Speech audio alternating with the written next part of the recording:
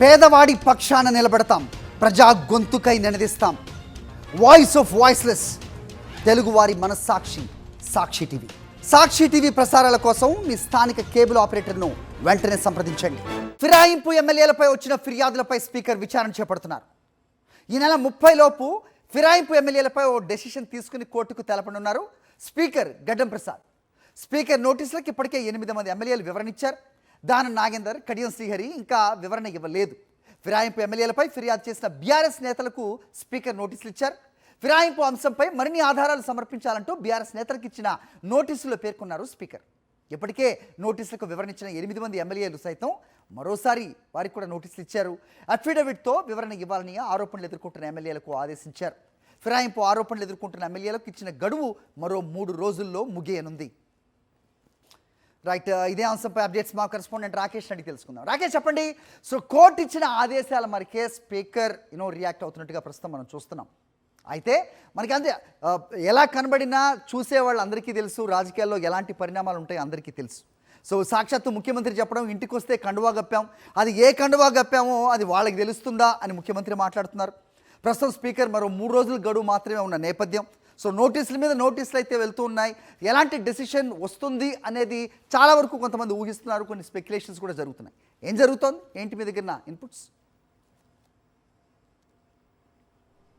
కోర్టుకు సంబంధించి కోర్టు తీర్పుతో స్పీకర్ అయితే కొంత ఫిరాయింపు ఎమ్మెల్యేల విషయంలో విచారణ వేగవంతం చేశారు. దాదాపుగా ఒక 3-4 రోజుల్లోనే నేరుగా ఫిరాయించిన ఎమ్మెల్యేలు ఎవరైతే ఉన్నారో, ఆరోపణలు ఎదుర్కొంటారో వారిని స్పీకర్ అసెంబ్లీకి పిలిచి విచారణ చేపట్టే అవకాశం ఉంది. అయితే అంతకంటే ముందు లిఖితపూర్వకంగా ఆరోపణలు చేసిన వారి నుంచి కానీ, ఫిరాయించరు ఎదుర్కొంటున్న వారు కానీ, వీరి నుంచి ప్రస్తుతం అయితే అధికారికంగా లిఖితపూర్వకంగా స్పీకర్ సమాచారాన్ని సేకరిస్తున్నారు. నిన్న మరికొంతమంది ఎమ్మెల్యేలకు నోటీసులు జారీ చేశారు. ఇప్పటికీ 10 మంది పార్టీ ఫిరాయించిన ఎమ్మెల్యేలు, 8 మంది స్పీకర్ నోటీసులకు అఫీషియల్గా రిప్లై ఇచ్చిన నేపథ్యంలో మరొకసారి ఆ 8 మందికి నోటీసులు ఇచ్చారు. దీనికి ప్రధాన కారణం కూడా అఫిడవిట్ రూపంలో దానికి సంబంధించి వివరాలను అందజేయాలంటూ కూడా స్పీకర్ ఆ నోటీసులో పేర్కొనడం జరిగింది. అయితే ఒక 2 ఎమ్మెల్యేలు మాత్రం మొదటి ఇచ్చిన నోటీసులకు రెస్పాండ్ కాకపోవడంతో రెండో నోటీసు ఇవ్వలేదు. అందులో దానం నాగేందర్ ఒకరైతే, కడియం శ్రీహరి మరొకరు.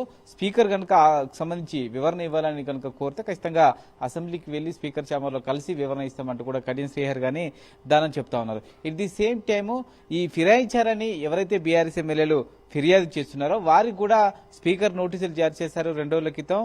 సంబంధించి మరిన్ని ఈ ఫిరాయించిన ఎమ్మెల్యేల విషయంలో మరిన్ని ఆధారాలు స్పీకర్కు సమర్పించాలంటూ కూడా ఆ నోటీసులో పేర్కొన్నారు. ఈ రోజు సాయంత్రంతో ఆ నోటీస్ పీరియడ్ ముగుస్తుండడంతో ఈ రోజు కనుక మళ్ళొకసారి ఈ ఫిరాయించిన ఎమ్మెల్యేల విషయంలో మరిన్ని ఆధారాలు కనుక ఇవ్వాలనుకుంటే ఫిరాయించిన ఎమ్మెల్యేలకు సంబంధించిన వివరాలతో కూడిన నివేదికను బీఆర్ఎస్ ఎమ్మెల్యేలు స్పీకర్కి ఇచ్చే అవకాశం కనిపిస్తా ఉంది. ఒకవేళ ఎలాంటి ఆధారాలు కనుక ఇవ్వకపోతే వన్ సైడ్ వర్షన్ గా ఎవరైతే ఫిరాయింపు ఆరోపణలు ఎదుర్కొంటున్నారో ఆ 10 మంది ఎమ్మెల్యేలను స్పీకర్ తన ఛాంబర్కు పిలిపించుకుని విచారించే అవకాశం కల్పిస్తా ఉంది. ఏదైనప్పటికీ ఒక 4-5 రోజుల్లోనే స్పీకర్ ఛాంబర్ విచారణ చేపట్టే అవకాశం కనిపిస్తోంది. ఈ నెల 28, 29 లోపు ఒక నివేదికను సిద్ధం చేసి ఫిరాయింపుల విషయంలో ఆరోపణలు ఏ విధంగా ఉన్నాయి, ప్రస్తుతం ఫిరాయించారని ఎదుర్కొంటున్న ఎమ్మెల్యేల విషయంలో వారి వ్యవహార శైలి ఏ విధంగా ఉన్నది దానిపైన ఒక నివేదిక సిద్ధం చేసి అఫీషియల్ గా కోర్టుకి ఇచ్చే అవకాశం కనిపిస్తోంది. కోర్టు ఫైనల్ గా స్పీకర్ కు సంబంధించిన అంశాలను ప్రస్తావించిన అంశాలను ఆధారంగా చేసుకుని ఎలాంటి తీర్పు ఇస్తుంది అనేది కొంత సస్పెన్స్ గా ఉందని చెప్పుకోవచ్చు. అయితే ఈ చర్చ ఇలా జరుగుతుండగానే నిన్న సీఎం రేవంత్ రెడ్డి ఢిల్లీలో చర్చ సందర్భంగా చేసిన వ్యాఖ్యలు అయితే అందరినీ కొంత ఆశ్చర్యానికి గురి చేశాయని కూడా చెప్పుకోవచ్చు. అటు పార్టీ మారిన వాళ్ళందరూ కూడా కాంగ్రెస్ లో ఉన్నామని చెప్తా ఉన్నారు. కొందరేమో సంబంధించి మేమే పార్టీలో లేమంటూ కూడా మరికొంతమంది చెప్తున్న పరిస్థితి కనబడతా ఉంది. కానీ సంబంధించి ఈ పార్టీలో చేరే క్రమంలో సీఎం రేవంత్ రెడ్డి ఎమ్మెల్యేల పైన వేసిన కండువా ఏదైతుందో అది ఇప్పుడు చర్చనీయాంశంగా మారింది. ఆ కండువా ఏంటి వారు చూసుకోకుండానే కప్పుకున్నారంటూ కూడా సీఎం చేసిన వ్యాఖ్యలు అయితే కొంత చర్చనీయాంశంగా మారాయి. ఇది లీగల్ గా సంబంధించి ఏ మేరకు స్పీకర్ ఈ అంశాలను ప్రస్తావిస్తారు, కోర్టు వీటిని ఏ విధంగా పరిలోకి తీసుకుంటుంది, పార్టీ ఫిరాయించిన విషయంలో డైరెక్ట్ కోర్టు ఏమైనా డైరెక్ట్ చేయగలుగుతుందా అనర్హత విషయంలో అనేది మాత్రం కొంత సస్పెన్స్ ఉంది. ఈ నెల 30న చేపట్టబోయే విషయాల్లో దీనికి సంబంధించి అన్ని అంశాలు ప్రస్తావనకు వచ్చే అవకాశం కనిపిస్తుంది. రైట్, అంటే ఏ మేరకు నిబద్ధతని ఎక్స్పెక్ట్ చేయొచ్చు?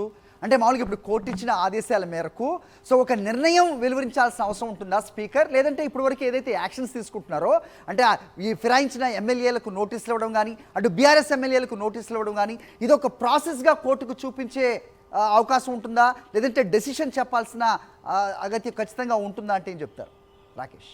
క్లుప్తంగా చెప్పండి. ఖచ్చితంగా ఈ ప్రాసెస్ అంతా కూడా కోర్టుకు చెప్పడం కోసం మాత్రమే చేస్తున్నట్టుగా ఉంది. At the same time direct గా ఈ స్పీకర్ దగ్గర విచారణ చేపట్టినప్పుడు హాజరైన ఎమ్మెల్యేలు ఏం చెప్తారనేది రికార్డెడ్ ప్రైవేట్ గా కనిపిస్తా ఉంది. ఎందుకంటే ఆ సమయంలో చెప్పేదే ఫైనల్ డెసిషన్ కింద స్పీకర్ తీసుకుంటాడు, దాన్నే నివేదికలో మెయిన్ ఎజెండాగా చెప్తారు. కాబట్టి ఇప్పటికైతే సంబంధించి హరీష్ రావు గతంలో చేసిన వ్యాఖ్యల్ని కోట్ చేస్తా ఉన్నారు.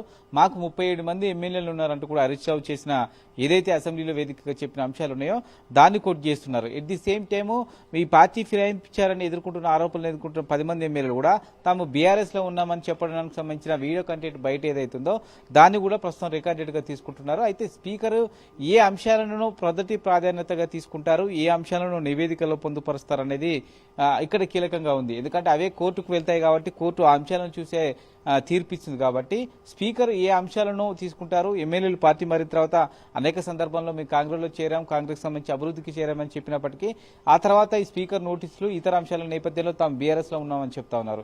ఈ అంశాల్లో రెండింటిలో ఏది తీసుకుంటారు అనేది కొంత ప్రాధాన్యత ఉంది. అదే లీగల్ గా ఫైట్ చేయడానికి ఉపయోగపడుతుంది. ఈ అంశాలను అయితే బీఆర్ఎస్ పార్టీ కూడా సీరియస్ గా తీసుకున్న నేపథ్యంలో సీఎం రేవంత్ రెడ్డి కండువా కప్పిన అంశాన్ని కానీ ఆ తర్వాత మీడియా సందర్భంగా ఈ పార్టీ మారిన వాళ్ళు మాట్లాడిన వ్యాఖ్యలు ఇవన్నీ కూడా మీడియా సంబంధించి స్పీకర్ కి ఇస్తున్నట్టుగా తెలుస్తోంది.